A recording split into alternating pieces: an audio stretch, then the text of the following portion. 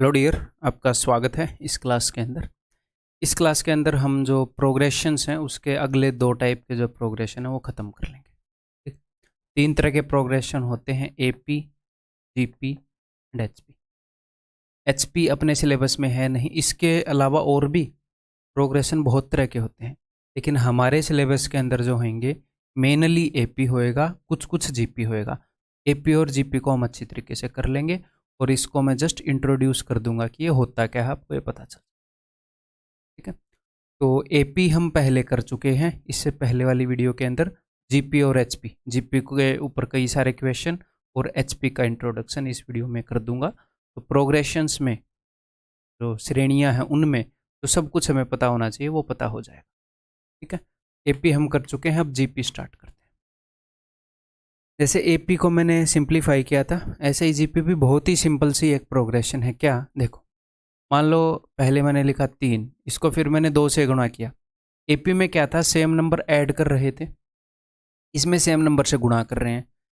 3 को डबल कर दिया, 6 को डबल कर दिया, 12 दूनी 24 दूनी 48 एंड सो ऑन। इसमें फर्स्ट टर्म को हम बोल देंगे जी 3, और जो कॉमन रेशियो है उसको हम बोल देंगे 2। फिर ये कॉमन रेशियो क्या है, कॉमन रेशियो है जो ये फर्स्ट वाली टर्म को किस चीज़ से मल्टीप्लाई करूँ कि सेकंड वाली आ जाए, या फिर सेकंड वाली को किस से मल्टीप्लाई करूँ कि थर्ड वाली आ जाए। तो कैसे पता चलेगा सेकंड टर्म कितने गुना है फर्स्ट टर्म की, ये देख लो। कोई भी एक अगले वाली टर्म कितने गुना है उससे पहले वाली टर्म की। थर्ड टर्म कितने गुना है सेकंड वाले टर्म की। थर्ड टर्म है अपनी 12, सेकंड टर्म थी 6, तो आपको ये पता चल जाएगा अच्छा 2 से गुना किया था। तो ये जो कॉमन रेशियो है ये कुछ भी हो सकता है, ये नेगेटिव हो सकता है, ठीक है, ये पॉजिटिव हो सकता है, ये फ्रैक्शन में हो सकता है, ये कुछ भी हो सकता है। ठीक है मेरे भाई, क्लियर है। ऐसे भी हो सकता है कि मान लो एक टर्म है 24, फिर उसके बाद हो गई, इसको मैं 3/2 से मल्टीप्लाई कर रहा हूँ, तो ये हो जाएगा 36। ये हो जाएगा ना, 3 2 12 3 36, फिर 3/2 से मल्टीप्लाई कर रहा हूँ, तो 2 18 3 54, फिर 27 3 81 एंड सो ऑन। तो यहाँ पर ए क्या आ गया, यहाँ पर ए आ गया 24, यहाँ पर आर कॉमन रेशियो क्या आ गया 36/24 कर लो, 3/2, 3/2 से मल्टीप्लाई कर रहे हैं इस सीरीज़ के लिए। ठीक है, ये एक और सीरीज हो गई। अगर मैं आपको एक और एग्जांपल लेकर दिखाऊं, देखो 20 एंड यहाँ पर ए है 20 और कॉमन रेशियो है -1/2 मान लो। ठीक, तो -1/2 यानी कि -10, फिर -1/2 से मल्टीप्लाई करोगे तो माइनस माइनस प्लस हो जाएगा, ये हो जाएगा 5, फिर -1/2 से मल्टीप्लाई करोगे तो -5/2 एंड सो ऑन। ठीक, तो किसी भी तरह की जीपी बन सकती है। जीपी ऐसे भी बन सकती है कि पहली टर्म जो है वो छोटी है, फिर बड़ी होती जा रही है, बड़ी होती जा रही है। कॉमन रेशियो इंटीजर भी हो सकता है, फ्रैक्शन में भी हो सकता है। कॉमन रेशियो जो है वो नेगेटिव भी हो सकता है। ठीक, समझ में आ गई बात। सिंपल एक चीज़ यूनिवर्सल है क्या, कि कोई एक टर्म होगा उसको एक फिक्स नंबर से गुणा किया तो अगली टर्म आ गई, उसको एक फिक्स नंबर से सेम नंबर से गुणा किया तो अगला टर्म आ गया, उसको मल्टीप्लाई किया तो अगला टर्म आ गया। तो इसको हम बोलेंगे ए फर्स्ट टर्म, और ये है कॉमन रेशियो। इसको हिंदी में बोलेंगे, एपी के अंदर क्या था, कॉमन डिफरेंस, तो सार्व अंतर बोला था हिंदी में। ऐसे ही सार्व अनुपात, रेशियो क्या होता है, अनुपात। ये सिंपल सी। ठीक, ये जो भी चीज़ें मैं आपको बता रहा हूँ इनको अपनी नोटबुक के ऊपर लिख लेना। पिछली स्लाइड पर जो है ये चीज़ें, ये मैं लिखने का मौका दूंगा, टेंशन मत लो। ठीक है, एक आधी और चीज़ बताता हूँ। देखो, अब मैं आपको इसका जनरल टर्म बता देता हूँ, तो अब आप क्या करो, मैं आपको लिखने का मौका दे रहा हूँ। फिर ये एक बार ये लिख लो, आपको ये जीपी के एग्जाम्पल लिखने हैं, ये चीज़ एक बार लिख लो पॉज करके। अब मैं अगली चीज़ दिखा रहा हूँ आपको, ये भी आप लिख सकते हो, है? क्योंकि जो फर्स्ट पेज पे है ये मुझे मिटाना पड़ेगा, यहाँ पर टेक्स्ट लिखा, मैं रब कर रहा हूँ। ठीक, अब देखो भाई, तो इसकी जनरल फॉर्म क्या होगी? इसकी जनरल फॉर्म होगी कि हमारे पास स्टार्टिंग में एक फर्स्ट टर्म है, उसको मैंने किसी न किसी नंबर से गुणा किया तो अगला टर्म आ जाता है। तो वहाँ पर जिस चीज़ से मैं गुणा कर रहा हूँ उसको हम मान रहे हैं कॉमन रेशियो, जिसको आर से रिप्रेजेंट करते हैं। तो हमने इसको आर से गुणा किया तो आ गया ए आर। इसको मैं फिर से आर से गुणा करूँगा, फिर से, तो अगला टर्म आ जाएगा ए आर स्क्वायर।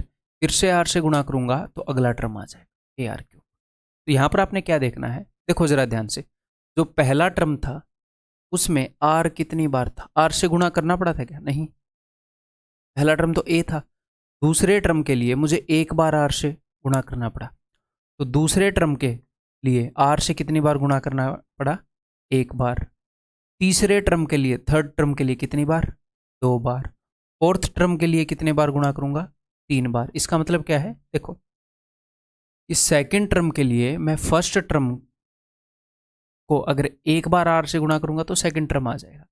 ऐसे ही अगर मैं फर्स्ट टर्म को दो बार आर से गुणा करूंगा तो सेकंड टर्म आ जाएगा।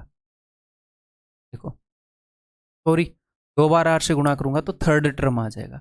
अगर मैं तीन बार आर से गुणा करूंगा तो फोर्थ टर्म आ जाएगा।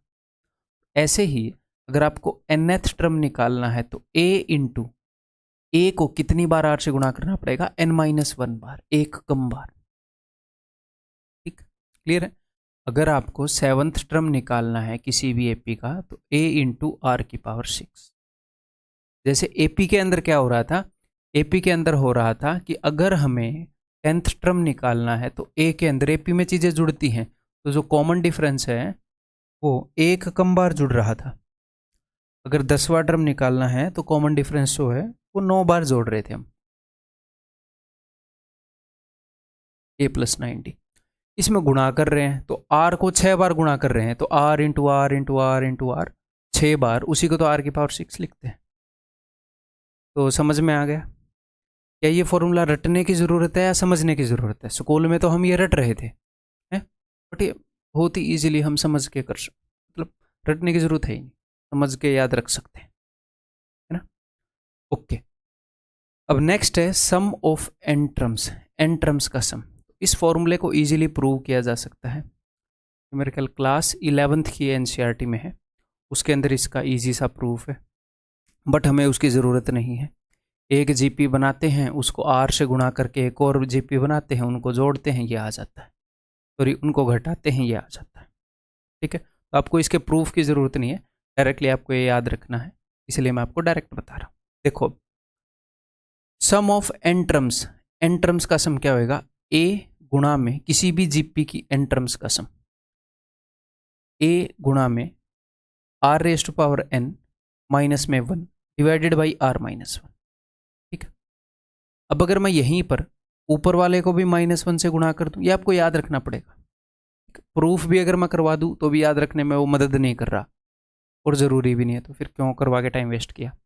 किसी को अगर क्यूरियोसिटी है तो 11th क्लास की एनसीईआरटी की पीडीएफ डाउनलोड करो, ऑनलाइन देख लो। ठीक है, इसको भी -1 से गुणा करूंगा, इसको भी -1 से गुणा करूंगा, तो ये क्या हो जाएगा? साइन पलट जाएगा, नीचे वाले का भी साइन पलट जाएगा।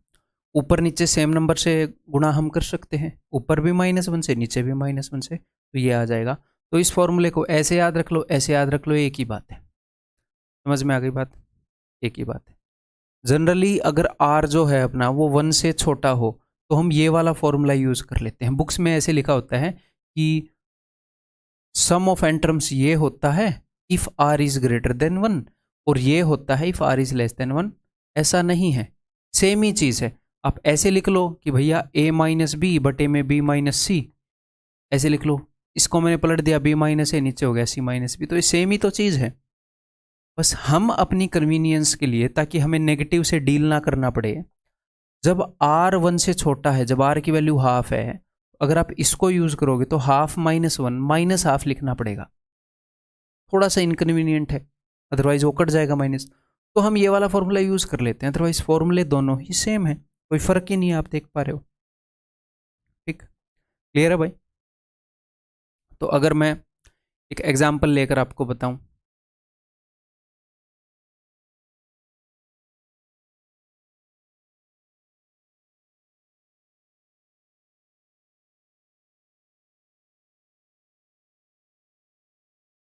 देखो मान लो मैंने एक एपी ले ली, इसका फर्स्ट टर्म है 3 और जो कॉमन रेशियो है दैट इज इक्वल टू 2, वो एपी होगी 3 दूनी 6 दूनी 12 दूनी 24 एंड सो ऑन।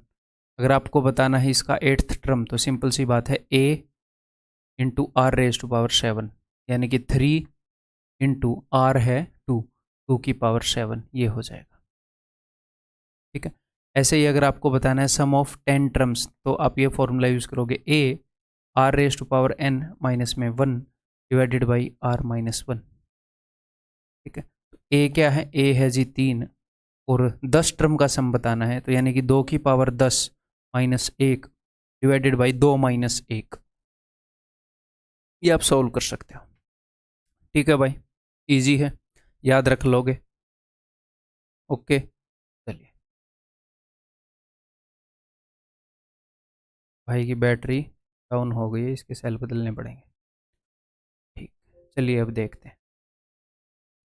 ये बता दिया। नेक्स्ट है sum of infinite terms, infinite terms का सम। तो ये क्या है, मैं इसको एक्सप्लेन करता हूं, ध्यान से सुनिएगा। मेरे पास दो तरह की जीपी हो सकती है। एक तो ऐसी जीपी हो सकती है जो बढ़ती रहे, जैसे 3, उसी जीपी का एग्जांपल ले लेते हैं, 3 दूनी 6 दूनी 12 दूनी 24 एंड सो ऑन। यहाँ पर ए जो है वो 3 है और आर जो है वो 2 है। या फिर एक और जीपी ले लेता हूँ, a is equal to 3 and r is equal to -2। देखो अब 3 -2 से गुणा करूंगा -6, अब -2 से गुणा करूंगा 12, अब -2 से गुणा करूंगा 24, -2 से गुणा करूंगा 48। ठीक है, तो ये भी एक हिसाब से ऐसी जीपी है जो बढ़ रही है, 3 के आगे 12 के आगे 48। आप बोलोगे सर ये नंबर घट गया, मैं जस्ट ये देखना चाह रहा हूं कि जो पॉजिटिव टर्म्स हैं वो बढ़ रहे हैं कि नहीं। तो यहां पर अगर आप इनफाइनाइट टर्म्स का सम करोगे तो वो क्या आएगा, वो प्लस माइनस इन्फिनिटी आएगा। क्यों आएगा अभी बता दूंगा, टेंशन मतलब, प्लस माइनस इन्फिनिटी आएगा। अगर ऊपर वाले केस में मैं देखूं 3 6 12 24, अगर आप इनफाइनाइट टर्म्स का सम करोगे तो यार आगे आगे तो टर्म्स बढ़ रही है। 1000वीं टर्म बहुत बड़ी होगी, 2000वीं टर्म बहुत बड़ी होगी, 1 करोड़वीं टर्म है बहुत बड़ी होगी। हम तो इनफाइनाइट की बात कर रहे हैं, वो तो 1 करोड़ से बहुत बड़ा होता है। तो सम ऑफ इनफाइनाइट टर्म्स इस एपी का होगा प्लस इन्फिनिटी, और इस एपी का जो सम ऑफ इनफाइनाइट टर्म है वो प्लस माइनस इन्फिनिटी। आप कुछ भी अज्यूम कर सकते हो। कैसे बताता हूं, इंटरेस्टिंग है। अगर मैं ऐसे देखूंगा, इन दोनों का सम क्या है, नेगेटिव, इन दोनों का सम क्या है, नेगेटिव। भाई देखो -3 है और यहां पर सम है -12, ऐसे ही अगली दो का सम क्या आएगा, नेगेटिव, और आगे आगे नेगेटिव बढ़ रहा है, तो मैं बोल सकता हूं कि माइनस इन्फिनिटी है सम, क्योंकि इन दोनों का सम नेगेटिव, इन दोनों का सम नेगेटिव, इन दोनों का सम नेगेटिव और आगे बढ़ रहा है। या फिर इसको मैं ऐसे भी देख सकता हूं, देखो ये एक डिबेटेबल सी बात है, प्लस माइनस इन्फिनिटी हम बोल सकते हैं। अगर मैं 3 को बाहर निकाल दूं कि मैं 3 को नहीं ले रहा, इन दोनों का सम कितना है, पॉजिटिव, इन दोनों का सम कितना है, पॉजिटिव, ऐसे ही अगले दो का सम कितना होगा, पॉजिटिव, और जो पॉजिटिव सम है वो बढ़ रहा है। पहले एक पॉजिटिव और उसके बाद बड़े बड़े पॉजिटिव आ रहे हैं, तो सम क्या हो जाएगा, प्लस इन्फिनिटी। इस जीपी का तो प्लस माइनस इन्फिनिटी कुछ भी हो सकता है। ठीक है, ऊपर वाले का इन्फिनिटी होगा। हाँ, अगर जीपी की टर्म ऐसे घटती रहे, कैसे देखो,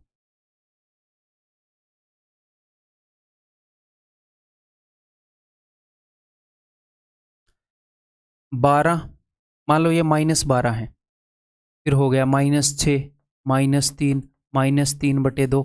यहां पर मैंने क्या किया, a is equal to -12 and r is equal to 1/2। मैंने घटता हुआ बना दिया क्या, ये बाद में बढ़ता हुआ देखते हैं।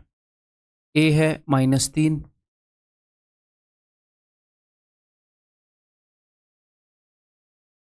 एक बार रुको यार,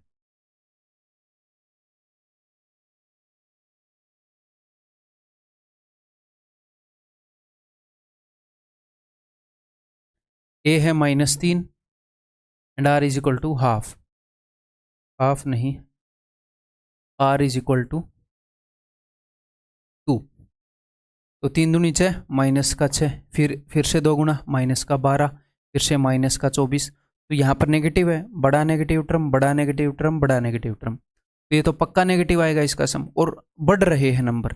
बड़ा नेगेटिव आप ये मान लो कि छोटा है एक हिसाब से, ज़्यादा नेगेटिव मैं कहना चाह रहा हूँ, और ज़्यादा नेगेटिव, और ज़्यादा नेगेटिव, और ज़्यादा नेगेटिव, -24 और छोटा, और छोटा, और छोटा, और छोटा है। वैल्यू बड़ी है, वैल्यू बड़ी होती जा रही है, साइन नेगेटिव है, तो बहुत बड़ा नंबर आएगा क्योंकि वैल्यू बड़ी होती जा रही है, और माइनस साइन का यानी कि नेगेटिव इन्फिनिटी, तो सम ऑफ इनफाइनाइट टर्म्स क्या हो जाएगा, माइनस इन्फिनिटी। तो दो तरह की जीपी हैं मेरे भाई। अगर इंक्रीजिंग जीपी है,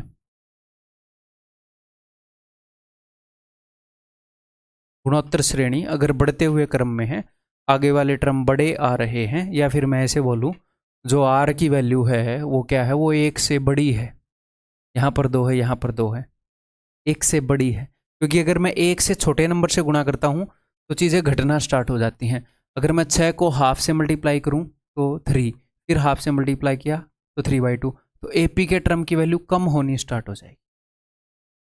ठीक, इसके ऊपर क्वेश्चन नहीं पूछता वो, अगर पूछेगा तो इन्फिनिटी। ठीक है, इसके लिए माइनस इन्फिनिटी, इसके लिए प्लस इन्फिनिटी, इसके लिए प्लस माइनस इन्फिनिटी। ठीक है, अब जिसके बारे में वो पूछता है वो है डिक्रीजिंग जीपी।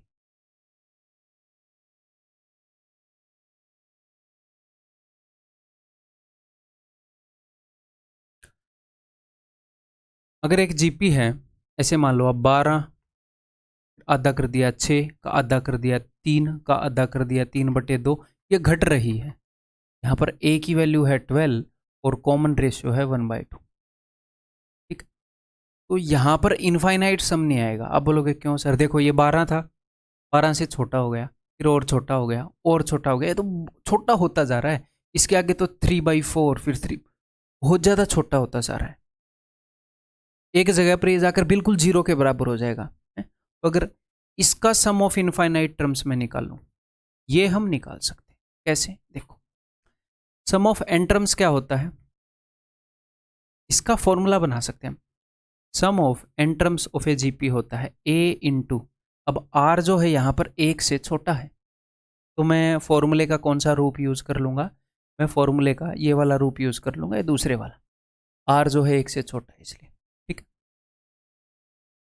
तो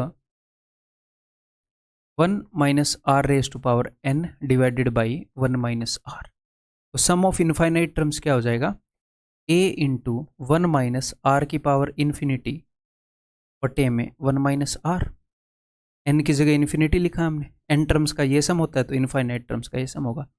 अब आर जो है वो 1 से छोटा है, अगर आप 1/2 की पावर 1 करोगे तो आ जाएगा 1/2, 1/2 की पावर आप कर दोगे 2, तो ये छोटा हो जाएगा। अब छोटी चीज़ की आप पावर बढ़ा रहे हो, 1 से छोटा नंबर चाहे 2/3 ले लेना, ये मत सोचना सर आपने ऊपर 1 ले लिया। ऐसे ही 1/2 की पावर 3 कर दोगे तो 1/8, ये तो बहुत छोटा। अगर 1/2 की पावर 1000 कर दी तो भाई साहब भयंकर छोटा। 1/2 की पावर 10 करोगे तो 1/1024। ऐसे ही अगर आपने तो 1/2 की पावर इन्फिनिटी कर दी, तो भाई जितनी पावर बढ़ती जाती है ये छोटा होता जाता है। इनफाइनाइट पावर कर दोगे तो ऑलमोस्ट 0 हो जाएगा। आपने इनफाइनाइट पावर कर दी तो ये 0 हो जाएगा। जितनी बड़ी पावर ये उतना छोटा आ रहा है, तो पावर आपने बहुत बड़ी कर दी तो ये बहुत छोटा हो जाएगा, नेगेटिव नहीं होएगा, बिल्कुल 0 हो जाएगा। तो इसको मैं 0 से इक्वेट कर सकता हूँ r raise to power infinity को, तो 1 माइनस 0 1, तो ये फॉर्मूला हो जाएगा sum of infinite terms a/1 minus r. ये प्रूव करने का फायदा है, क्योंकि अगर आप भूल भी गए तो आप 15 सेकंड में प्रूव करके एग्जाम में इसको यूज कर सकते हो। ये तो r की वैल्यू क्या होनी चाहिए, 1 से छोटी। अगर r की वैल्यू लेस देन 1 है तो है? अब लेस देन 1 का क्या मतलब है, लेस देन 1 का ये मतलब है -1 0 और 1 इसके बीच में अगर r है, तो अगर r इसके बीच में है, चाहे पॉजिटिव हो या नेगेटिव हो, 0 और 1 के बीच में आप लोगे तो ये 1 से छोटा हो जाएगा, और 0 और -1 इस रेंज में अगर r है तो सम ऑफ इनफाइनाइट टर्म्स आपसे पूछा जा सकता है, और वो आप कैसे बताएंगे मेरे भाई? इस फॉर्मूले का use, if -1 is less then r is less than 1, इसको मैं एक और तरीके से लिख सकता हूं, if modulus r is less than 1। r का मॉड्यूलस लेने पर सिर्फ मैं r की वैल्यू देखूं, r का साइन ना देखूं, तो वो 1 से छोटा होना चाहिए। r की वैल्यू अगर -2/3 भी होगी तो साइन को हटाओ, 2/3 1 से छोटा है, sum of infinite term, sign को हटा दो, जो वैल्यू है वो अगर 1 से छोटी निकली, आपके कन्फ्यूजन को और दूर कर दिया मैंने, वो 1 से छोटी निकली तो इसका मतलब सम ऑफ इनफाइनाइट टर्म हम निकाल सकते हैं और ये होएगा। ठीक है भाई, तो सम ऑफ इनफाइनाइट टर्म निकाल कर देखें फिर, जो मैंने एग्जांपल दिया था उसका, इसका, तो इसका सम ऑफ इनफाइनाइट टर्म्स क्या हो जाएगा? आगे पेज छोड़ा है मैंने, नहीं छोड़ा, कोई नहीं, यहीं पर निकाल के बता देता हूँ ऊपर। तो देखो, इसमें a जो है 12 है, और भाई r जो है 1/2 है, ये देख लो, आप अपनी नोटबुक पर लिख लेना, a इजिकल टू 12, ये आपको सेव नहीं मिलेगा, r इजिकल टू 1/2, तो sum of infinite terms equal to a over 1 minus r, a equal to 12, 1 minus half equal to half, तो दैट इजिकल टू 24। अगर इस जीपी की इनफाइनाइट टर्म्स का सम आप देखोगे, 12 चाहे 3 जो आधी हो रही है, तो 24 होगा। अगर r हाफ है तो फर्स्ट टर्म का डबल होता है इनफाइनाइट टर्म्स का सम। क्लियर है? तो अब उम्मीद मैं ये करता हूँ कि भाई आपको ये सारी चीज़ें याद होंगी,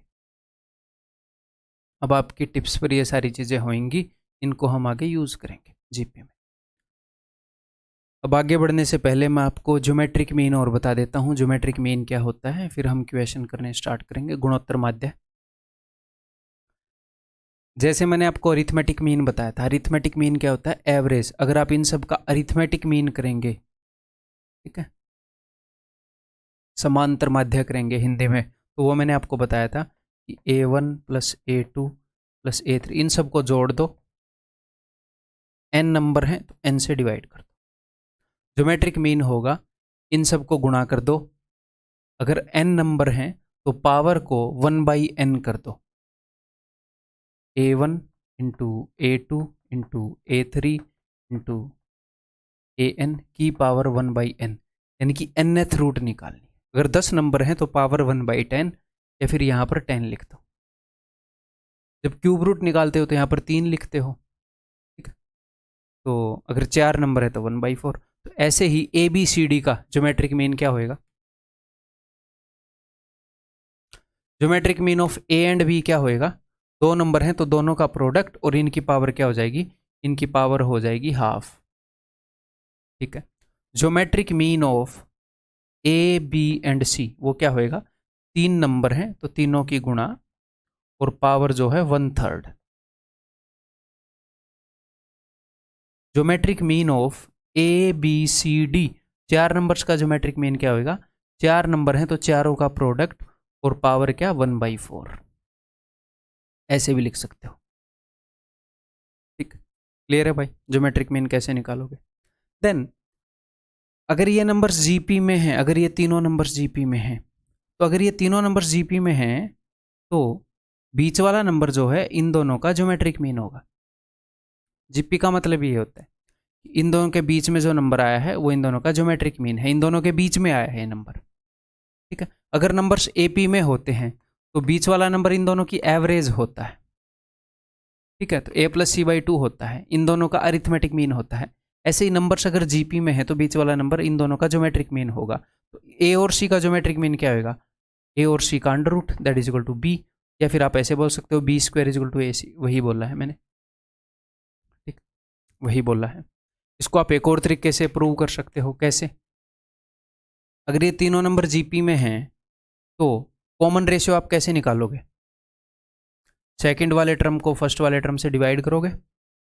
आप ये देखोगे ना, ए को कितने से गुणा किया कि बी आ गया, तो आप बोलोगे b divided by a, b जो है ए का कितने गुणा है, और सेम वैल्यू आनी चाहिए कि बी को कितने से गुणा किया कि सी आया, तो सी डिवाइडेड बाई बी भी सेम वैल्यू आनी चाहिए। तो अब देखो बी को इधर लाओगे, b² is equal to ac, main बात इसको प्रूव करने की नहीं है, प्रूव करने के लिए तो ये ईजी है, समझ कि अगर 3 नंबर जीपीए में है यानी कि बीच वाला ज्योमेट्रिक मीन है।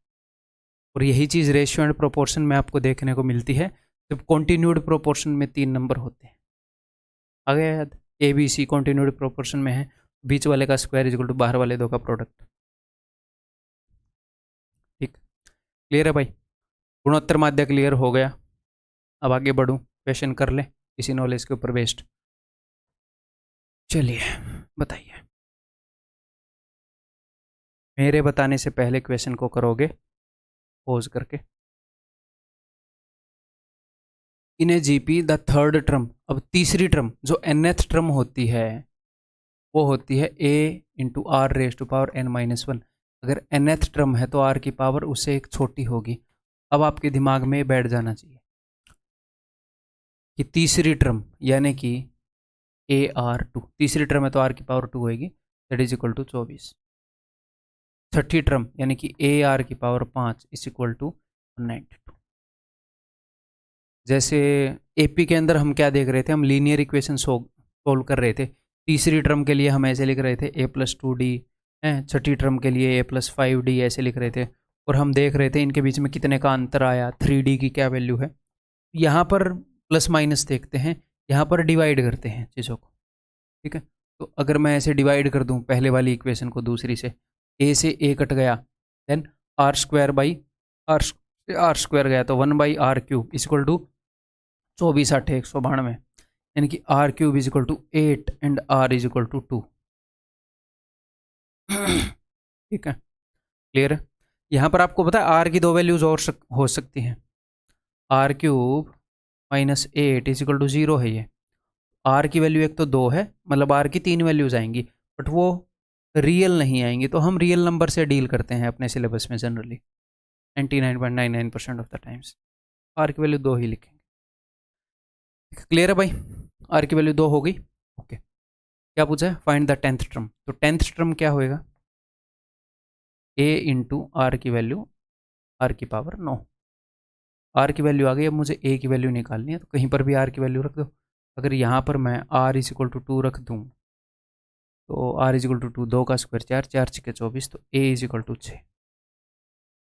तो 6 इंटू 2 की पावर 9 जो कि होती है 512। मैंने आपको बताया है 2 की पावर आपने 12 तक रट के रखनी है, 4 की पावर आपने 6 तक रट के रखनी है, 3 की पावर आपने 6 तक रट के रखनी है। ठीक है, 2 3 4, 2 की पावर रटते हो तो 4 की पावर भी रटी ही जाती है। ठीक है, 5 की पावर 5 तक रट के रखनी है। ये चीज़ें बता रखी हैं मैंने।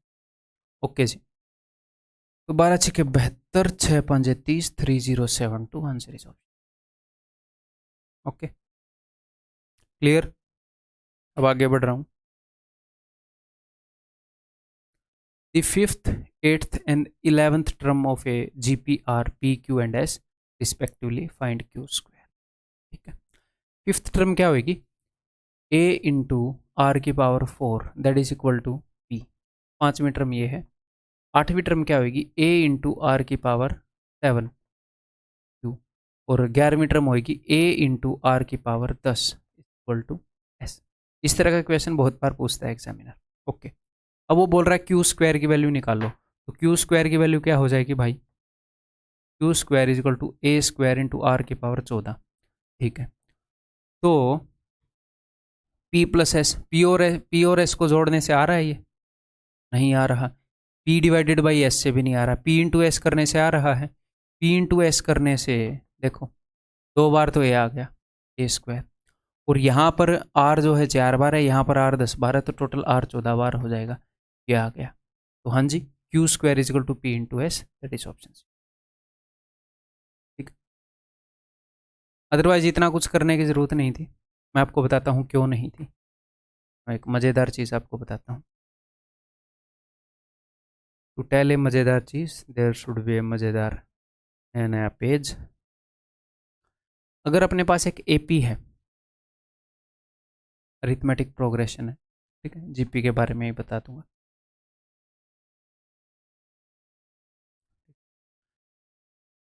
इस एपी कुछ भी ले लेते हैं, यहाँ पर हम ले लेते हैं जी 7 और 3 10 और 3 13 और 3 16 एंड सो ऑन।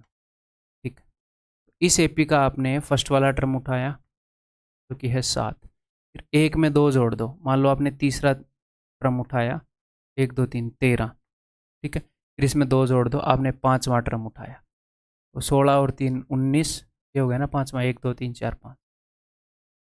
तो हुआ क्या मेरे दोस्त, देखो ध्यान से, पहले और दूसरे में गैप था 3 का, इन दोनों में गैप था 3 का, आपने पहले और तीसरे में डायरेक्टली गैप देख लिया, यहाँ पर क्या हो जाएगा, यही गैप 2 बार आ जाएगा 6 का, यहाँ पे भी आपने 2 टर्म स्किप किए तीसरे और पाँचवें में, यहाँ पर भी गैप 6 का।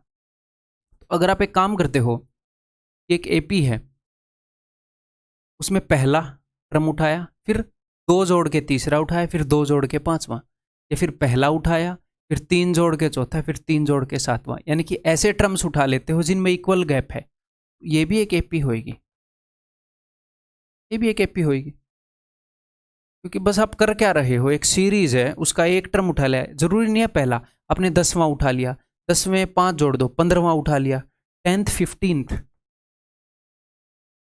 एंड 20th टर्म, ये भी एपी फॉर्म करेंगे, क्योंकि 10वें और 15वें के बीच में 5 टर्म्स का गैप है, तो जो कॉमन डिफरेंस था उसका 5 गुना डिफरेंस हो जाएगा इधर, और इधर भी उसका 5 गुना हो जाएगा, तो इस सीरीज में सेम डिफरेंस हो जाएगा ना इन दोनों टर्म में और इन दोनों टर्म में, बस जो अपनी एक्चुअल एपी का 5 गुना हो जाएगा, बस ये भी एक एपी बना लेंगे। ऐसे ही जीपी में होएगा, अगर आप, मैं जीपी ले लेता हूँ 3 दूनी 6 दूनी 12 दूनी 24 दूनी 48 दूनी 96, 5 टर्म हो गए, 1 2 3 4 5 6 हो गए, ठीक। अगर आप इसका फर्स्ट उठा लो, इसमें 2 का गैप दे दिया आपने, थर्ड उठा लिया, फिर 2 का गैप दे दिया, फिफ्थ उठा लिया, तो वही जो कॉमन डिफरेंस, मतलब एक बार गुणा करके मैं अगला टर्म ले रहा था, एक बार और गुणा करके ये ले रहा था, तो यहाँ पर कॉमन डिफरेंस क्या था, 2 था, इसमें 4 आ जाएगा, देखो फर्स्ट टर्म 3 है, तीसरी टर्म क्या है 12, 1 2 3 4 5वीं टर्म है 48, तो देखो 3 चौके 12, 12 चौके 48, तो एक ठीक ठीक सा, मतलब सेम गैप देखकर अगर आप टर्म उठा लोगे, सेम गैप देखकर, तो ये जो है, मतलब ये वाली टर्म्स भी, पहली तीसरी पांचवी, ये भी जीपी में होंगी, जीपी की टर्म उठाई है तो, ठीक है, 10वीं 15वीं 20वीं जीपी में होंगी हैं। अगर आपने उठा ली 12वीं, 12 और 3 फिर 15 और 3 18, ये टर्म उठा ली, ये भी जीपी में होंगी, ठीक है। तो यहाँ पर अपने क्वेश्चन में क्या था, उसने बोला कि 5वीं 8वीं और 11वीं टर्म ये है, कई बार देता हो एक क्वेश्चन, ठीक है, तो 5 और 3 8 और 3 11, अच्छा इसका मतलब ये जीपी में है, और अगर ये जीपी में है तो हमें पता है q square is equal to p s, ये मैंने आपको बताया, 3 चीजें अगर जीपी में हैं,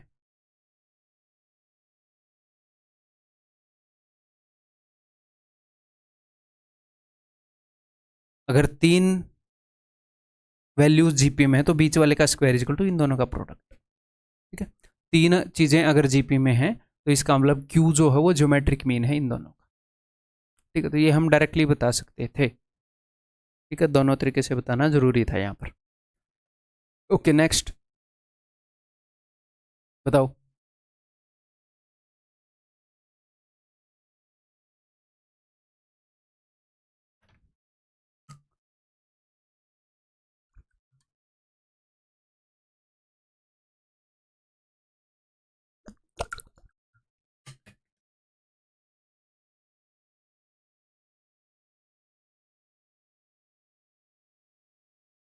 the fourth term of a GP square of the second term, तो सेकेंड टर्म क्या होएगा, दूसरा टर्म है तो आर एक बार होएगा, इसका स्क्वायर है क्या फोर्थ टर्म, ठीक है, फोर्थ टर्म होएगी ए आर का cube, a square r square is equal to a r cube, काट पीट लेते हैं, यानी कि a is equal to r and the first term is -3, यानी कि ए की वैल्यू -3 है तो दोनों की वैल्यू -3 होगी, डिटरमाइन द सेवन्थ टर्म, तो सेवन्थ टर्म क्या होगी भाई, सेवन्थ टर्म हो जाएगी ए इंटू आर की पावर 6 है, और एक हिसाब से आर और ए तो सेम ही है, यानी कि आर और ए की जो भी वैल्यू है उसकी पावर 7, आर यहाँ पर 6 बार है, एक बार यहाँ पर आर है, ए और आर बराबर ही है, तो -3 की पावर 7 हो जाएगा, 3 की पावर 6 क्या होती है, 3 का क्यूब होता है 27, का स्क्वायर होता है 729 इंटू पावर ओड है तो नेगेटिव रहेगा, यूनिट डिजिट एक का ही मैच हो रहा है। ठीक है, क्लियर। आगे बढ़ें।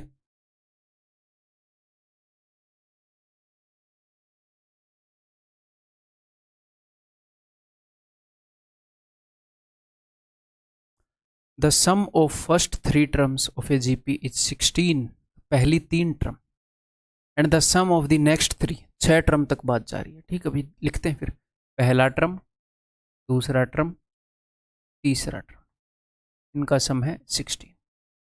अब चौथा टर्म होएगा ये, पांचवा टर्म होएगा जिसमें 4 बार आएगा, ये छठा टर्म हो जाएगा जिसमें 5 बार आएगा, दैट इज इक्वल टू 128। और एक चीज़ मैंने आपको बता रखी है जीपी के बारे में, जनरली एक इक्वेशन को दूसरी से डिवाइड करना पड़ता है। ठीक है, अब आप देखो, पहली वाली टर्म को कितने से गुणा करोगे, नीचे वाली आ जाए आर क्यूब, इसको आर क्यूब, इसको आर क्यूब, यानी कि नीचे वाली टर्म में अगर आपने, या फिर ऐसे ही मान लो सिंपली, अगर मैं इनको ऐसे डिवाइड कर दूं एक इक्वेशन को दूसरी से, तो यहाँ पर अगर आप आर क्यूब कॉमन ले लोगे तो जो भी अंदर आएगा वो हो जाएगा a plus a r plus a r square, ये कट जाएगा ऊपर वाले के साथ। तो 1/r cube is equal to, ये कट रहा है 16 8 128, तो r cube is equal to 8, यानी कि r इज इक्वल टू 2।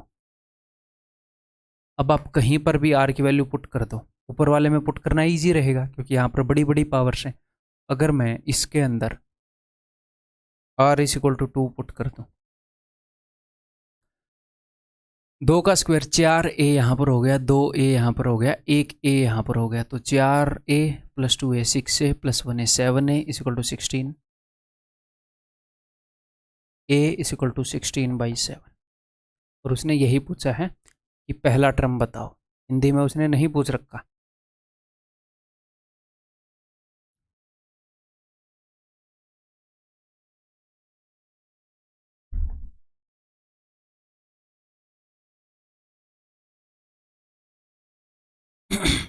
ठीक है, नेक्स्ट। ये आपकी अंडरस्टैंडिंग के लिए क्वेश्चन उठाया है, ये मतलब ऑप्शंस यहाँ पर है नहीं, बट आप करो, अंडरस्टैंडिंग डेवलप कर रहा हूँ मैं बस।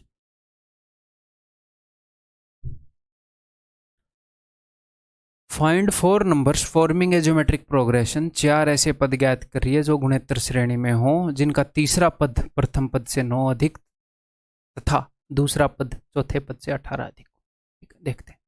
तो जो सेकंड टर्म है, third term is greater then the first term, third term होएगा, फर्स्ट टर्म कौन सा होएगा, थर्ड टर्म फर्स्ट टर्म से कितना बड़ा है, क्लियर। सेकंड टर्म बड़ा है, ठीक है, तो ए आर, ये सेकंड टर्म होएगा, एक बार आर होएगा, चौथे टर्म में 3 बार आर होएगा, सेकंड टर्म चौथे टर्म से बड़ा है 18। तो देखो फिर, अब मैं क्या कर रहा हूँ, डिवाइड कर रहा हूँ इसको इससे। ऊपर अगर मैं ए कॉमन ले लूँ, आ जा रहा है आर स्क्वायर माइनस 1 ऊपर। नीचे अगर मैं ए आर कॉमन ले लूँ तो यहाँ पर आ जाएगा 1 और वहाँ पर आ जाएगा ए आर कॉमन लेने पर आर स्क्वायर इक्वल टू 9/18।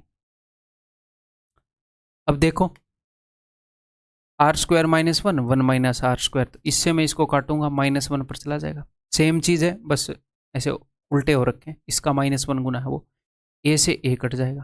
ठीक है, इस माइनस को मैं उधर भी भेज सकता हूँ, उधर भेज दिया मैंने, इधर रख लो। उधर भेजने का क्या मतलब है कि दोनों तरफ -1 से गुणा कर दिया, इधर पॉजिटिव हो गया उधर माइनस हो गया। ठीक है, अब 1/r इज इक्वल टू -1/2, यानी कि r इज इक्वल टू -2। ठीक है, इतना तो सोल्व कर ही लोगे। अब ए की वैल्यू निकालनी है, क्या पूछ रहा है वो, चारों टर्म पूछ रहा है तो बता देंगे। ए की वैल्यू किसी भी एक के अंदर ये वैल्यू पुट कर दो, r is equal to -2 put करो, r is equal to -2 put करोगे तो -2 का square 4a minus a, 3a is equal to 9, it implies that a is equal to 3। तो चारों टर्म निकालने, पहला टर्म हो गया 3, दूसरा टर्म कैसे आएगा, इसको r से गुणा कर दो, -2 से, -6, इसको -2 से गुणा करोगे 12, इसको -2 से गुणा करोगे 24, आ गया। ये चारों टर्म है। अब एग्जाम में क्वेश्चन पूछेगा तो कुछ भी पूछ सकता है कि भाई सेकंड और थर्ड टर्म का सम बता दो, इनका डिफरेंस बता दो, इनके स्क्वायर का सम बता दो, थर्ड टर्म बता दो, कुछ भी पूछ सकता है। इसके बेस पर आप बता दोगे, पांचवा टर्म बता दो, जो भी है। क्लियर है भाई?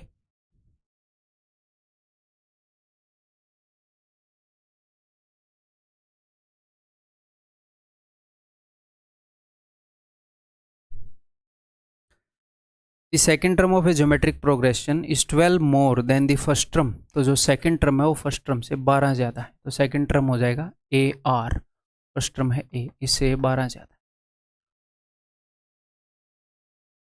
The third term is 28 more than the second term. Third term A r square, second term क्या है ए आर, इससे कितना ज़्यादा है 28।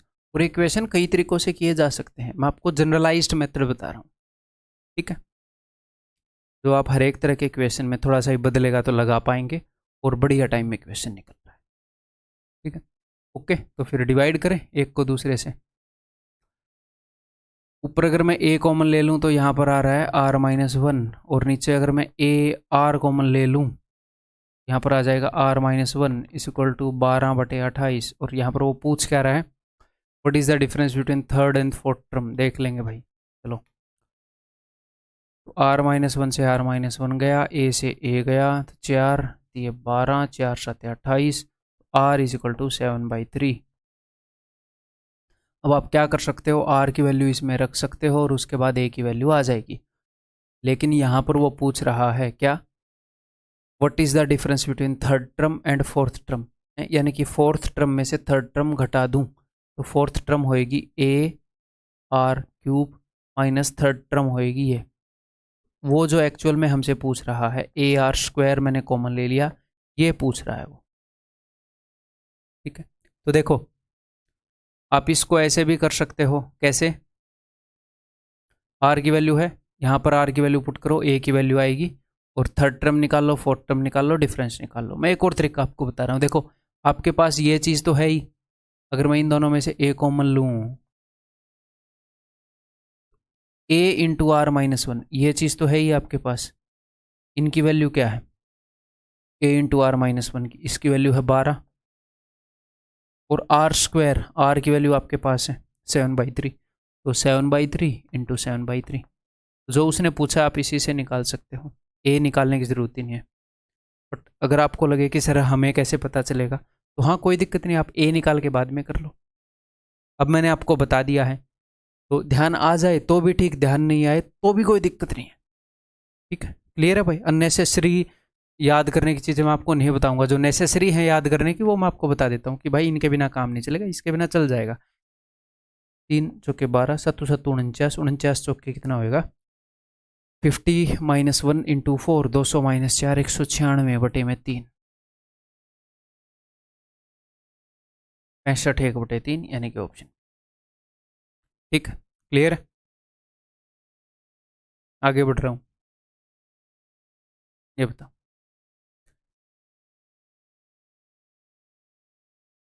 The sum of first 3 terms of a GP, पहली 3 टर्म्स का सम ये है और उनका प्रोडक्ट ये है, फाइंड द कॉमन रेशियो। तो इसमें इसने सिर्फ 3 टर्म्स ही इन्वॉल्व की हैं, पहली 3 टर्म, उनका सम ये है, प्रोडक्ट ये है। तो करने को इसको भी हम ऐसे कर सकते हैं, दो तरीके से करके दिखा देता हूँ। पहला टर्म ए, अगला टर्म ए आर, अगला टर्म ए आर स्क्वायर, ठीक है। ये 3 टर्म मैं मान लूँ, इनका सम क्या आ गया, इनका सम आ गया 39/10। चलो दोनों तरीके से ही कर लेते हैं। और इनका प्रोडक्ट, ए कितनी बार आएगा 3 बार, ए अगर गुणा करूंगा, और आर कितनी बार आएगा 3 बार, r cube is equal to 1, यानी कि ए आर का whole cube is equal to 1, यानी कि a r is equal to 1। आप ये डायरेक्टली भी देख सकते हैं ना, क्लियर है? A into r is equal to 1। एक तो आपको ये पता चल गया कि ए और आर एक दूसरे के रेसिप्रोकल है, ठीक है, ओके जी। तो चलिए अब मुझे निकालना क्या, मुझे निकालना है कॉमन रेशियो। वहां पर मैं हर एक चीज़ को आर के रूप में लिख दूंगा, यानी कि ए जो है उसकी जगह 1/r लिख दूंगा। तो यहाँ पर अगर मैं ये चीज़ लिखूँ, ए इज इक्वल टू 1/r, तो 1/r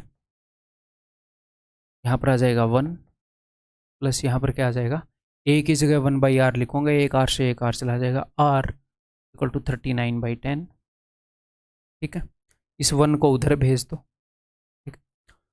1/r plus r is equal to 29/10। अगर मैं यहाँ पर एलसीएम ले लूँ, मैं सारी स्टेप्स लिख रहा हूँ ताकि बाद में आपके पास सेव हो जाएं चीज़ें, ठीक है। 1 plus r square by r is equal to 29/10, cross multiply कर दो, 10r स्क्वायर, इधर ये r जाएगा, -29r plus 10 is equal to 0। एक क्वाड्रेटिक इक्वेशन बन गई। अब मुझे r की वैल्यू निकालनी है, ठीक। तो r की दो वैल्यू पॉसिबल है, क्यों? क्योंकि भैया क्वाड्रेटिक इक्वेशन है। तो ऐसे दो नंबर देखो जिनका प्रोडक्ट है 10 इंटू 10, जिनका प्रोडक्ट है 100 और जिनका सम है, इसका साइन बदल दो 29, साफ साफ दिखेंगे आपको, 2500 के 100, 25 और 4 29, ठीक। लेकिन एक्चुअल आंसर क्या होएगा? आर स्क्वायर का कोफिशिएंट 10 है, इक्वेशन में मैं आपको बता चुका हूँ, 10 से डिवाइड करो तो भाई 5/2 और 2/5, ये दो वैल्यू हो सकती हैं आर की। आपको समझाने के लिए कि ये दोनों वैल्यू कैसे हो सकती हैं, तो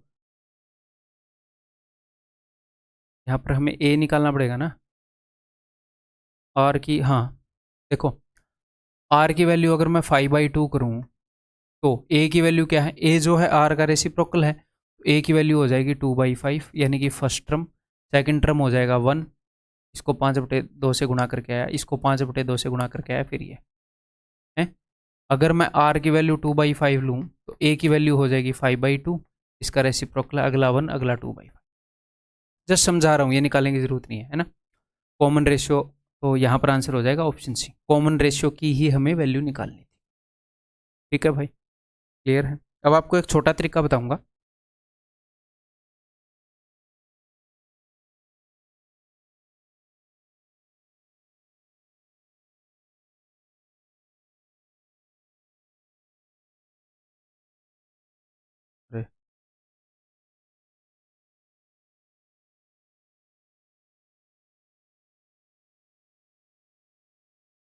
अगर वो आपसे बोले कि भाई 3 टर्म है एक जीपी की और उनके बारे में बता रहा है, उनका सम इतना है, उनका प्रोडक्ट इतना है, 3 टर्म है एक एपी की, तो अगर एपी की 3 टर्म्स आपने माननी है तो आप क्या मानोगे? तो मानोगे ए माइनस डी, ए और ए प्लस डी। अगर एपी की 5 टर्म आपने माननी है तो आप मानोगे, बीच वाली को ए मान लो, इससे दो इधर माननी है, ये हो जाएगी ए माइनस डी, ये हो जाएगी ए माइनस 2डी, समझ रहे हो?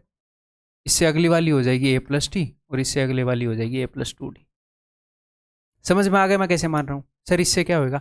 इससे ये होएगा दोस्त, जब आप इनका सम करोगे तो माइनस डी से प्लस डी गया, -2d से +2d गया, और जब आप इनका प्रोडक्ट करोगे तो a minus d, a plus d, a square minus b square, easy हो जाती हैं चीज़ें। ऐसे ही अगर आपसे बोल रहा है कि जीपी की 3 टर्म है, उनका सम ये है, उनका प्रोडक्ट ये है, ऐसे बोले तो देखो बीच वाली टर्म को a मान लो, इससे पहले वाली कैसे? अब कॉमन रेशियो है r, देखो एपी में कॉमन डिफरेंस था d, अगली टर्म निकालने के लिए डी जोड़ रहे हैं, पहली वाली टर्म में आने के लिए डी घटा रहे हैं। ऐसे ही यहां पर अब आपको ये भी डाउट आएगा कि सर अगर वो 4 टर्म बोल दे, 6 टर्म बोल दे, तो भी इलाज बताता हूं। देखो अगर वो 4 टर्म बोल रहा है तो यानी कि 2 टर्म इधर हैं, 2 टर्म इधर हैं, जो बीच है वो यहां पर है, तो बीच में ए मान लो, बीच में क्या मान लो? अपने मन ही मन में ए। अगली टर्म क्या हो जाएगी? ए प्लस डी, अपने मन ही मन में ए मान लो, अगली टर्म ए प्लस डी, ठीक है। और अगली टर्म ये वाली क्या हो जाएगी? ए प्लस, हाँ ऐसे मत मानो, रुको ये मेरे को बताने दो अभी। ए प्लस डी मान लो, ए माइनस 2d, हाँ यही करना पड़ेगा, हाँ ठीक है। सुनो अब, ये वाली टर्म मान लो ए प्लस डी, ठीक है, ये वाली टर्म मान लो ए माइनस डी, एक पहले वाली। अब मुझे एक बात बताओ, इन दोनों टर्म के बीच में कितने का फर्क है? ये ए से डी आगे है, ये ए से डी पीछे है, 2d का फर्क है ना। तो इससे 2d आगे a प्लस 3d अगली टर्म हो जाएगी, इससे 2d पहले मतलब 2d घटा दो, a माइनस 3d पहले वाली टर्म हो जाएगी, अगर 4 टर्म मानने हैं। चीज़ें इतनी कॉम्प्लेक्स कभी कभी ही होती हैं एक आधे सवाल में, बट वो भी आपको आना चाहिए ना। अब जीपी में अगर 3 टर्म माननी है तो बीच वाली टर्म मान ली a, अगली टर्म क्या हो जाएगी? अगली टर्म के लिए r से गुणा कर देंगे, पहले वाली टर्म के लिए r से भाग कर देंगे। सर इससे क्या फ़ायदा? जब इनकी गुणा करोगे तो r से r कट जाएगा, a क्यूब आ जाएगा, समझ रहे हो? ऐसे करेंगे।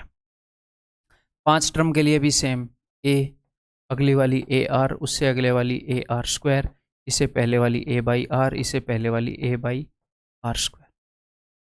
पहले जाने के लिए आर से भाग कर दो और पहले जाने के लिए और आर से भाग कर दो, ठीक है। तो वो वाला क्वेश्चन आप कैसे कर सकते हो भाई, इससे कर सकते हैं भैया, देखो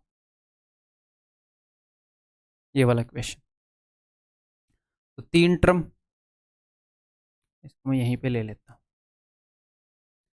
3 टर्म जो हैं उनका सम आया 39/10, उनका प्रोडक्ट आया 1, तो वो मैंने 3 टर्म मान ली है। क्वेश्चन नंबर 27 है ये।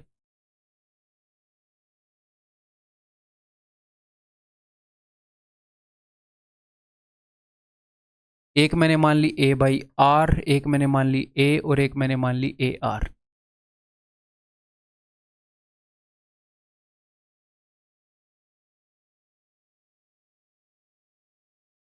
तो इन तीनों टर्म का अगर आप प्रोडक्ट करोगे तो क्या आ जाएगा, उसने 1 बोला है इन तीनों का प्रोडक्ट, हाँ जी। तो आर से आर कट गया, यानी कि ए क्यूब इज इक्वल टू 1, यानी कि a is equal to 1,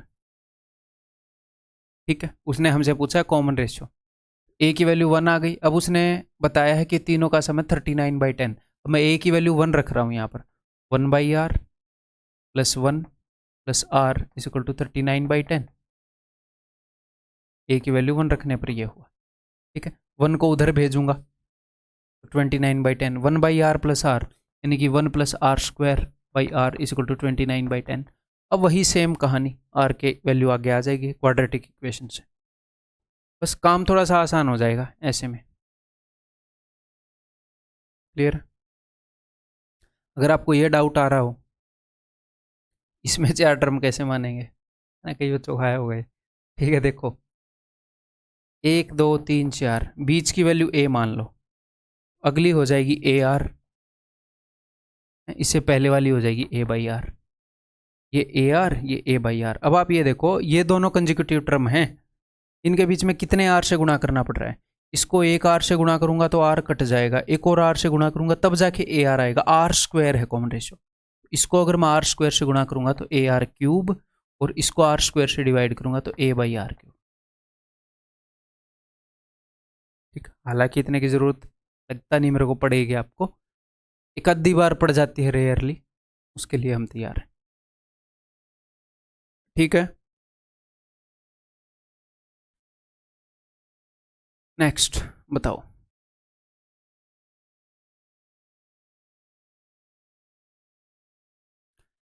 if a b c are in GP, अगर ये तीनों जीपी में है तो आपको पता है जब भी 3 नंबर जीपी में होते हैं तो उसका सिंपल भाई b square is equal to a c हम ऐसे लिख सकते हैं, यानी कि बी जो है इन दोनों का ज्योमेट्रिक मीन होता है। ओके जी, तो ये बोला है if a b c GP में है और एक ये कंडीशन है तो एक्स वाई जेड किस में होंगे। तो चलिए निकालने की कोशिश करते हैं। थर्ड्स एंड इंडिसेस में अगर आपको ध्यान हो ऐसे क्वेश्चन आए हैं, उनको हम कैसे करते थे बताओ, याद करने की कोशिश करो। इस तरह के क्वेश्चन आते थे थर्ड्स एंड इंडिसेस में, तो हम ये करते थे ए की power 1/x is equal to b की power 1/y equal to c की power 1/z is equal to के कर देते थे, ये सारे बराबर है। फिर मन ही मन में ए की power 1/x is equal to k, it implies that a is equal to, अब दोनों तरफ पावर को x रेज करते हैं, यही है ना, ए की पावर 1/x इक्वल टू के, ऐसे ही था, हाँ जी। दोनों तरफ की पावर को x, यहाँ पर भी रेज टू पावर x, यहाँ पर भी raise to power x, it is equal to k raise to power x। और ऐसे ही b raise to power y, b raise to power 1/y is equal to k, it implies that p is equal to k की power y। और c की power 1/z बराबर है k, तो it implies that c is equal to k की power z। और हमें examiner ने बता रखा है, ये वाली कंडीशन लगा दो यहाँ पर, ठीक है, कि b का square is equal to a c, यानी कि k raise to power y का स्क्वायर, यानी कि k की power 2y is equal to a into c, यानी कि k की पावर x इंटू k की पावर z। अब यहाँ पर आप क्या लिख सकते हो, k की power 2y is equal to base से में तो पावर्स ऐड हो जाएंगी k की पावर x प्लस z। अब बेस से में तो पावर्स को इक्वेट कर सकते हो, it implies that 2y is equal to x plus z. ये कब होता है? ये तब होता है जब एक्स वाई जेड एपी में हो। एक्स वाई जेड किस में हो? अरिथमेटिक प्रोग्रेशन, समांतर श्रेणी। ठीक है, क्लियर है? आगे बढ़ जाऊं?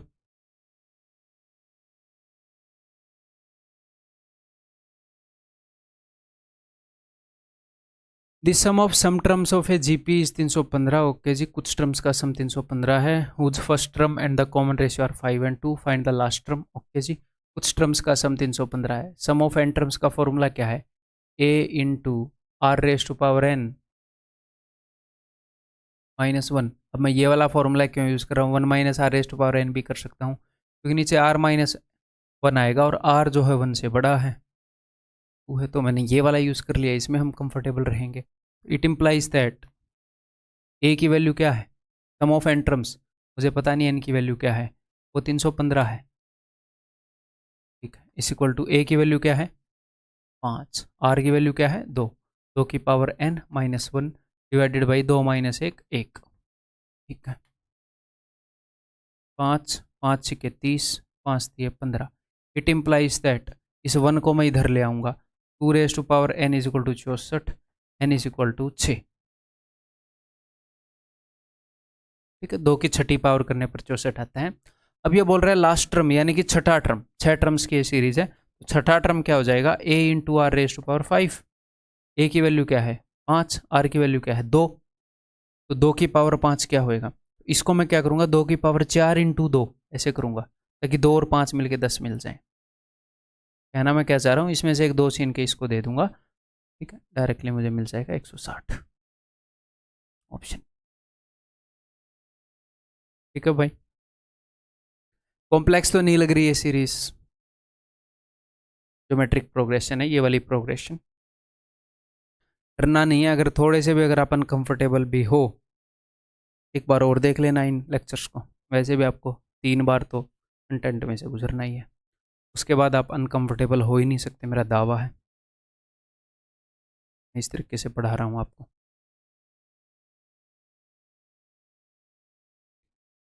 If the arithmetic and geometric mean of two numbers are this and this. Arithmetic mean, वो दोनों नंबर मैंने मान लिए ए और बी। अरिथमेटिक मीन ये होएगा ए प्लस बी बाई 2, जो कि है 12.5। इट इम्प्लाइज दैट उन दोनों नंबर्स का सम क्या हो गया?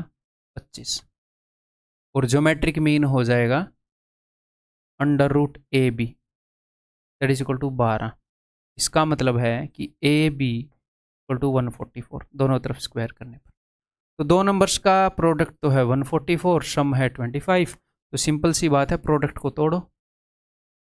ऐसे दो नंबर में तोड़ो जिनका सम 25 हो। 16 निम में 144, इन दोनों का सम 25 है। What is the difference of the two numbers? इन दोनों का डिफरेंस क्या है भाई? 7। Answer is equal to option D. ठीक है, क्लियर?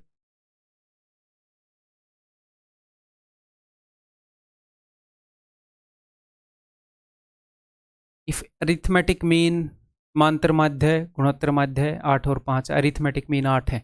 अब मन ही मन में करते हैं, a प्लस बी बाई 2 8 है। Arithmetic mean and geometric mean of roots of a quadratic equation. एक क्वाड्रेटिक इक्वेशन है, उसकी रूट्स, तो रूट्स मैंने मान ली कि a और b हैं। a और b का ज्योमेट्रिक अरिथमेटिक मीन यानी कि a प्लस बी बाई 2 8 है, तो a प्लस बी क्या हो जाएगा? 16। डायरेक्टली आप देख पा रहे हो, ठीक है। ज्योमेट्रिक मीन यानी कि अंडर रूट ए इंटू बी 5 है, ए इंटू बी क्या हो जाएगा? स्क्वायर करेंगे, अंडर रूट ए इंटू बी 5 है, तो ए इंटू बी 25। ठीक, क्लियर? तो दो नंबर्स का प्रोडक्ट 25 है, सम 16 है। ओके जी, हम तोड़ भी सकते हैं। बाकी उसने बोला क्या? Quadratic equation. तो क्वाड्रेटिक इक्वेशन क्या होती है? वो होती है x square minus sum of roots into x plus product of roots is equal to 0। तो हमें अलग अलग वैल्यूज़ निकालने की ज़रूरत ही नहीं है। वो roots x square minus 16x plus 25 equal to 0, खत्म कहानी। जस्ट ये बताने के लिए एक क्वेश्चन है, ऑप्शन नहीं दिए हैं मैंने यहाँ पर, कैसे कैसे वो यूज़ कर सकता है इन चीज। ठीक है भाई, क्लियर है? तो घबराना नहीं है, यही नॉलेज यूज होगी क्वेश्चन के अंदर, जो मैं आपको हर चैप्टर में जो मैं पढ़ा रहा हूँ वही नॉलेज यूज होगी, उसी में महारत हासिल कर लो, आप full out of full score कर सकते हैं with minimum preparation possible, maximum efficiency आप लेकर आ सकते हैं। ठीक,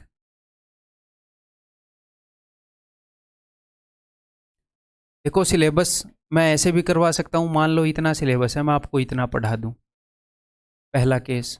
दूसरा केस मैं ये कर सकता हूँ कि इतना सिलेबस है, मैं आपको इतना पढ़ा दूँ और पेपर में आप जाओ आपको कुछ छूट जाए। तीसरा है कि इतना सिलेबस है और मैं आपको इतना सा पढ़ा दूँ, एक स्टेप बिल्कुल हल्का 10-15% ऊपर, 20% जस्ट, और वो भी एक्सपेक्टेड सा जो वो लेवल कर सकता है। तो क्या है, वो थोड़ा सा लेवल अब भी करेगा तो भी हमें आ जाएगा, ना हमने बहुत ज़्यादा पढ़ाया ना हमने कम पढ़ाया, हमने जो भी उसका लेवल है उसके सारे पास्ट रिकॉर्ड को देखते हुए कुछ परसेंट एक्स्ट्रा एज रखते हुए कि कैसा भी पेपर हो, तो ये मोस्ट एफिशिएंट टेक्निक है। तो जो मैं बता रहा हूँ वो आपने छोड़ दिया तो सीधा नुकसान होगा, उससे ज़्यादा की ज़रूरत नहीं, 1% भी ज़रूरत नहीं है। क्लियर है भाई? अब ये बताओ, p q r s are in geometric progression, geometric progression में है, तो इसकी वैल्यू क्या होगी? ट्राई करो। देखो इसको सॉल्व करने के लिए हम ऐसे भी कर सकते हैं जैसे हमने इस क्वेश्चन को किया था, लेकिन ऐसे क्वेश्चंस को सॉल्व करने का बेस्ट मेथड वो नहीं होता कि हम कन्वेंशनल से। यहाँ पर हम खुद से, इसने क्या बोला है कि P q r S geometric progression में है, तो इसकी वैल्यू क्या होगी, हम पी क्यू आर एस की वैल्यू पुट कर लेते हैं, सिंपल तो है, पी क्यू आर एस, और ऐसी वैल्यू पुट करेंगे तो ईजी है। तो मैंने पी को मान लिया 1, फिर इसको डबल कर दूंगा, फिर इसको डबल कर दूंगा, इसको डबल कर दूंगा। अब कुछ भी ले सकते थे, पी की वैल्यू 3 ले लो, 3 दूनी 6, दूनी 12, दूनी 24। अब इसकी वैल्यू 8 ले लो, 8 तीय 24, तीय 72, तीय 216। हमें जीपी ही तो बनानी है, ये जीपी में है, तो कैसी जीपी बनाए, मुश्किल बनाए या आसान बनाए? मुश्किल बना के भी उत्तर आ जाएगा, कैलकुलेशन बढ़ जाएंगी। आसान से बना ली ना, फर्स्ट टर्म ले ली ए, और सेकंड टर्म, और फर्स्ट टर्म ले ली 1, और कॉमन रेशियो ले लिया 2, सिंपल। ठीक, खुद एक जीपी बना ली, देख लेंगे ये किसकी किसके बराबर है। तो this is equal to p square, 1 का स्क्वायर, 2 का स्क्वायर, आर का स्क्वायर, इंटू में 2 का स्क्वायर, 4 का स्क्वायर, ठीक है जी, 21 इंटू में 20, 84। अभी इसको सोल्व मत करो, ठीक, इतना हमने कर लिया। अब मैं ऑप्शन देख रहा हूँ, तो पी क्यू आर एस अगर मैं देखूंगा तो क्या हो जाएगा, 1 इंटू 2 इंटू 4 इंटू 8, तो क्या ये इसके बराबर आएगा? 8 चौके 32 दूनी 64, नहीं आ रहा, साफ साफ दिख रहा है। अगर मैं इनका सम करूंगा तो इसके बराबर आएगा, नहीं, 8 और 2 10 15, नहीं आ रहा, साफ साफ दिख रहा है।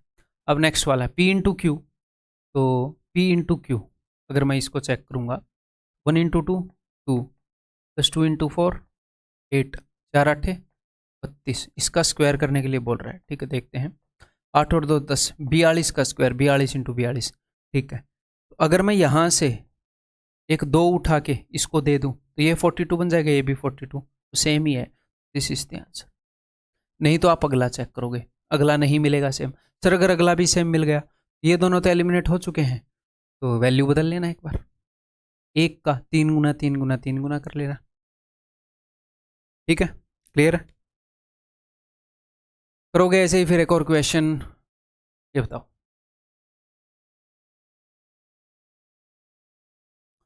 P q r s are in geometric progression, तो अभी मान लेते हैं पी क्यू आर एस की value, p q r s 1 2 4 8, तो ये जो है ये ए पी में होगा, जी पी में होगा, एच पी में होगा, एच पी हम आगे करने वाले हैं, ठीक है। तो पी क्यूब यानी कि 1 प्लस क्यू क्यूब यानी कि 8, यही है ना। फिर क्यू क्यूब यानी कि 8 और 4 का क्यूब 64, ठीक है, 4 का क्यूब 64, 8 का क्यूब 512, ये हो जाएगा 9, ये हो जाएगा 72, और ये क्या हो जाएगा, 4 और 2 6, 6 और 1 7, 576। अब ये एपी में तो है नहीं, यहाँ पर कितना जुड़ रहा है? एपी में क्या होता है, यहाँ पर जितना गैप है उतना ही यहाँ पर गैप है। यहाँ पर तो 100 से भी छोटा गैप है, यहाँ पर देखो 400 के करीब का गैप है। एपी में तो है नहीं, साफ साफ दिख रहा है, ऐसे नज़र मारते ही दिख जाता है? हमारे सिलेबस में एपी और जीपी है, एचपी में मिलेगा नहीं है? या तो नन आएगा या जीपी अपने सिलेबस के हिसाब से है। एचपी फिर भी बेसिक मैं आपको करवाऊंगा ही। तो ये देखो, ये इसका 8 गुना है, ठीक है? क्या ये 8 गुना है? जी हाँ 8 गुना है, तो इट इज इन जीपी। ठीक है, अब ये क्वेश्चन बिकॉज हम सीरीज कर रहे हैं तो एक छोटी सी बात मैं और आपको रिवाइज करवाना चाहूँगा, जो मैं आपको सिंप्लीफिकेशन में बता चुका हूँ। सीरीज कर रहा हूँ तो मेरा दिल किया आपको कुछ चीज़ें रिवाइज करवा दूँ।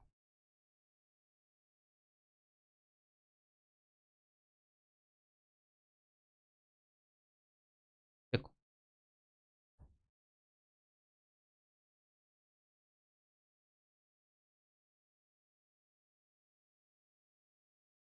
सम of first n natural numbers, उसको हम रिप्रेजेंट करते हैं सिग्मा एन से। इसका फॉर्मूला होता है एन इंटू एन प्लस 1/2। ठीक, अगर आपको फर्स्ट एन नेचुरल नंबर्स के स्क्वायर्स का सम करना है तो इसको हम लिखते हैं sigma n square, that is equal to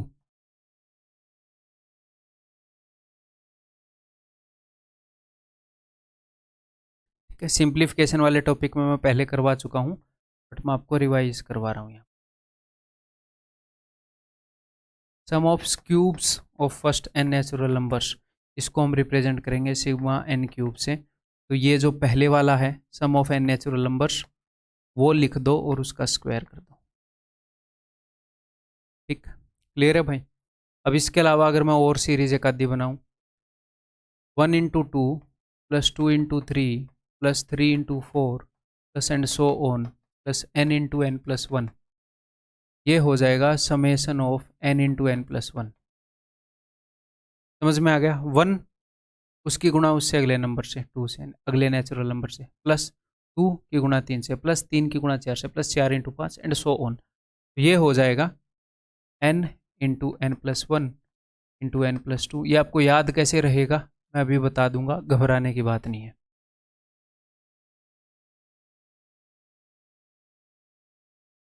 हैं, ये नहीं है कि कई बच्चों को दिल का दौरा पड़ जाए ये देख के, टेंशन मत लो, बहुत ही ज़्यादा इजी है, जितना आप सोच रहे हो उससे भी ज़्यादा इजी है। This is equal to sigma n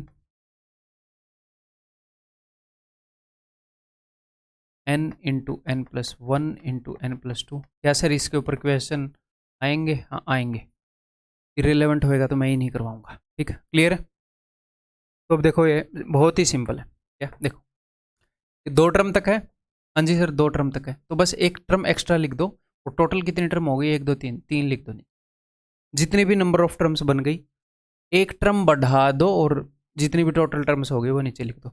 ये 3 टर्म तक है प्रोडक्ट। हाँ जी सर, तो एक और टर्म अगली वाली लिख दो, n+2 तक है, n+3, और 1 2 3 4 होगी तो नीचे 4 लिख दो। ठीक है, सेम चीज इससे दिखाऊं, ये एक टर्म तक था। हाँ जी सर, तो मैंने एक और टर्म अगली लिखी, टोटल 2 टर्म होगी, इसके ऊपर भी लागू हो रहा है लॉजिक। ठीक, याद रखने के लिए। क्लियर है भाई? रिसेंट एग्जाम्स में इसके ऊपर आए हैं क्वेश्चन, 2 वाले पेयर के ऊपर आए हैं, 3 वाले पर भी आ सकते हैं। तो मैं आपको एक एग्जाम्पल करा देता हूँ।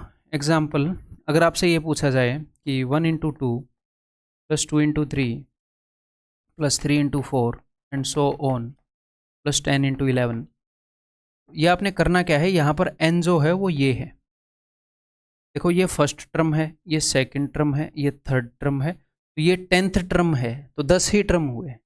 कई बच्चों को लगता है n जो हो 11 है, नहीं, n जो हो वो 10 है, तो 10 × 11 × 12 बटे में 3, 440, ये होएगा उत्तर। ठीक है, क्लियर है भाई?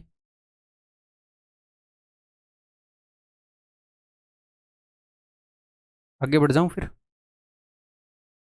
चलो, अब ये देखो, अब जो मैंने आपको बताया है वो क्यों बताया है यहाँ पर समझ में आ जाएगा, ये करने की कोशिश करो। जब आप इसको देखोगे ध्यान से, 2 + 4 + 3 + 9 + 4, पहले तो आपको समझ में नहीं आएगा कि ये सीरीज़ क्या है, कई बार एग्जामिनर क्या करता है, दो सीरीज को मिक्स कर देता है। ठीक है, देखो 2 3 4 फिर 5 आएगा आगे, 2 3 4 5 6, ओके। और एक दूसरी सीरीज मिक्स है, 2 का स्क्वायर, 3 का स्क्वायर, 4 का स्क्वायर, आगे 5 का स्क्वायर है। ठीक है, एक्चुअल में कर क्या रखा है भाई ने, उसने 2 + 3 + 4 एंड सो ऑन। कहाँ तक बोल रहा है वो बोल रहा है कि 40 पदों का, यानी कि 20-20 टर्म्स होंगे। तो यहाँ पर गिनती 1 से तो स्टार्ट की नहीं है, हाँ जी सर 1 से नहीं की। अगर 1 से स्टार्ट करी होती तो लास्ट टर्म क्या होता, 20। अब की बार होगा 21। 1 से स्टार्ट नहीं कर रही, 2 से स्टार्ट करके 20 तक जा रहा है, ओके। तो ये एक तो ये वाली सीरीज होगी। दूसरी सीरीज होगी ये वाली जोड़ में, 2 का स्क्वायर लिखा भाई ने, 3 का स्क्वायर लिखा, 4 का स्क्वायर लिखा, ऐसे ही 20 टर्म्स तक है। और भाई 2 से स्टार्ट कर रखा तो 21 का स्क्वायर लिखा। इनका हमने सम बताना है। ठीक है, समझ में आ गई बात। अब एक सिंगल रंग से कर दें। अब आपको 2 से लेकर 21 का सम आप वैसे बता सकते हैं, बट मैं क्या बोल रहा हूँ, आप ये बता दो आप इनको है? और एक आप ये बता दो, 1 का स्क्वायर + 2 का स्क्वायर + 3 का स्क्वायर + 21 का स्क्वायर। और इसमें से आप क्या कर दो, बिकॉज अगर आप ये बताओगे तो आपने एक यहाँ पर एक्स्ट्रा ले लिया, एक यहाँ पर, इसमें से -2 कर दो, आपका आंसर आ जाएगा। ये हम इजीली कर सकते हैं, तो कर दें फिर मामला सेट। ठीक है, 21 तक है, 21 n × n+1/2। ठीक है, अगला हो जाएगा स्क्वायर्स वाला है तो n, यानी कि 21 तक है, n × n+1 × 2n+1, 21 दूनी 42 और 1 43 बटे में 6 है, और -2 बाद में कर लेंगे। अभी लिख ही देता हूँ, -2 =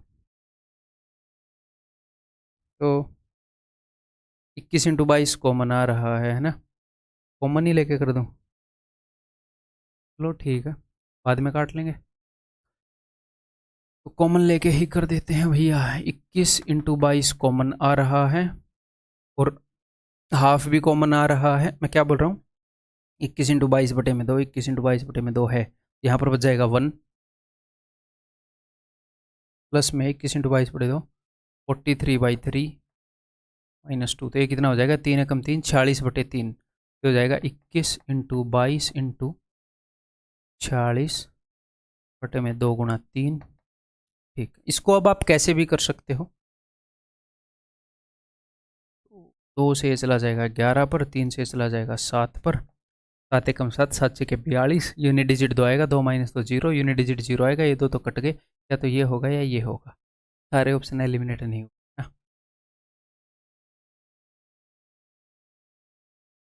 तो 7 छके 42, 7 चौके 28 और 4 32। अब मैं 11 से गुणा कर रहा हूँ, 2 4 3 और 2 5, 3 -2 = 3540। क्लियर है भाई। जनरली आपने स्कूल में एपीजीपी के अंदर ये सारी चीज़ें पढ़ी हैं, अगर आपको याद नहीं है वो अलग बात है, आपने ये सब और ये सब एनसीईआरटी में पढ़ा है। अभी उठा कर देखोगे तो कई बार बच्चों को सरप्राइज होता है, अरे ये तो मेरे को याद ही नहीं। इसलिए मैंने एक क्वेश्चन इसका इंक्लूड कर लिया और सारी चीज़ें रिवाइज करवा दी, सिलेबस में अपने में है ही। अब हम बढ़ते हैं जी हार्मोनिक प्रोग्रेशन। हार्मोनिक प्रोग्रेशन क्या है, बहुत ही सिंपल है। एक तो अपने सिलेबस में है नहीं, फिर सिर्फ बेसिक हम जान लेते हैं, है ना। अगर जस्ट वो इंट्रोडक्टरी एक क्वेश्चन पूछ ले वो आना चाहिए। जैसे एक सीरीज बताता हूँ, एग्जाम्पल देना है तो नीचे दे देता हूँ। देखो ये है एपी, जैसे कि 7 3 10 3 13 3 16 एंड सो ऑन। तो ये है एचपी 1/7, इसका रेसिप्रोकल 1/10 1/13 1/16। एक और एग्जाम्पल देता हूँ, यह है एपी 3/2, इसके अंदर मैंने 1 जोड़ दिया, या फिर 1/2 जोड़ दिया, 1.5 1/2 जोड़ दिया 2, फिर 5/2, फिर 1/2 जोड़ दिया मैंने, ये हो गया 3 एंड सो ऑन। तो ये है एचपी। क्योंकि यहाँ पर बच्चों को ये लगा होगा ये तो रिकॉग्नाइज करनी बहुत ईजी हो गई सर, डिनोमिनेटर एपी में है, अब ऐसी सीरीज होएगी तो रिकॉग्नाइज करनी थोड़ी सी मुश्किल हो जाएगी। ये रिकॉग्नाइज करनी थोड़ी सी मुश्किल होगी ना। तो जस्ट ये एग्जाम्पल्स है। तो एपी की जनरल फॉर्म क्या होती है? ए प्लस डी, ए प्लस टू डी, ए प्लस थ्री डी। तो जी एच पी की जनरल फॉर्म क्या हो जाएगी? 1/a plus D. Third term है 1/a प्लस टू डी। चौथा टर्म है तो 3 बार डी जुड़ जाएगा एंड सो ऑन। एपी में जो हमने किया था। और nth टर्म क्या हो जाएगी? 1/. एपी की nth टर्म क्या होती है? एपी में nth टर्म क्या होती है? a प्लस n है तो n-1 बार डी जुड़ेगा a में, तो ये 1/a प्लस n-1 डी। इतना बस आपको पता होना चाहिए।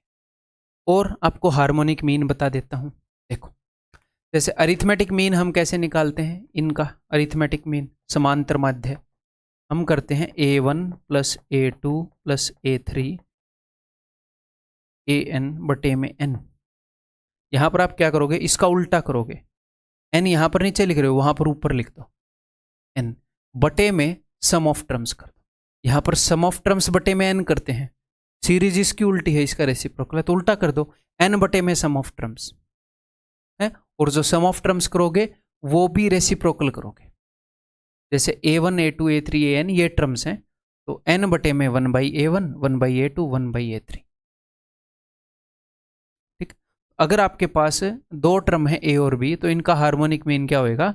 इनका हार्मोनिक मीन हो जाएगा 2n बटे में 1/a प्लस 1/b। अब अगर आप इनको सोल्व करोगे तो a प्लस बी तो नीचे आएगा और a भी ऊपर चला जाएगा, 2ab upon a plus b. Book में आपको ये मिलेगा। इसको जब आप सोल्व करोगे,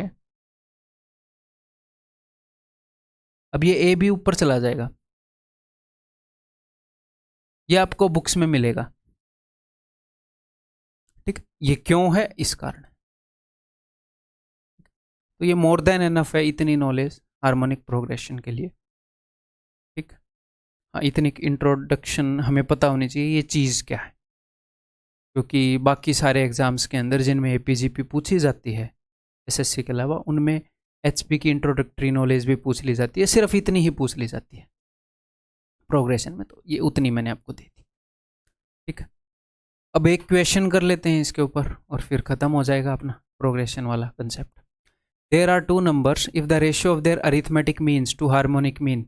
अरिथमेटिक मीन मान लो वो दो नंबर मैंने ए और बी मान लिए, तो ये बोल रहे हैं अरिथमेटिक मीन और हार्मोनिक मीन का रेशियो है। अरिथमेटिक मीन क्या होता है? वो होता है a plus b by two बटे में, हार्मोनिक मीन क्या होएगा?